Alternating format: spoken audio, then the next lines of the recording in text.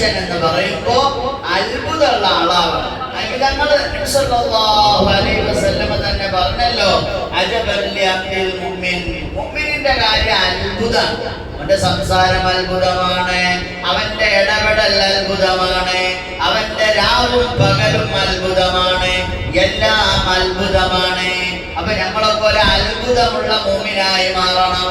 സാധാ മുഅ്മിനായ പോരാ.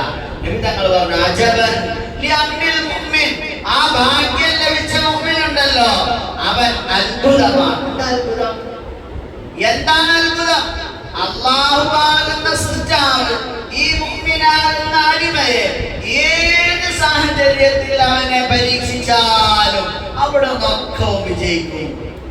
അനുഗ്രഹം കൊടുത്ത് പരീക്ഷിച്ചാൽ, വലിയ അനുഗ്രഹം കൊടുത്തു എന്ന് വെച്ചോ, അവന്റെ ഈമാൻ നഷ്ടപ്പെടുന്നതൊന്നും അവൻ ചെയ്യില്ല.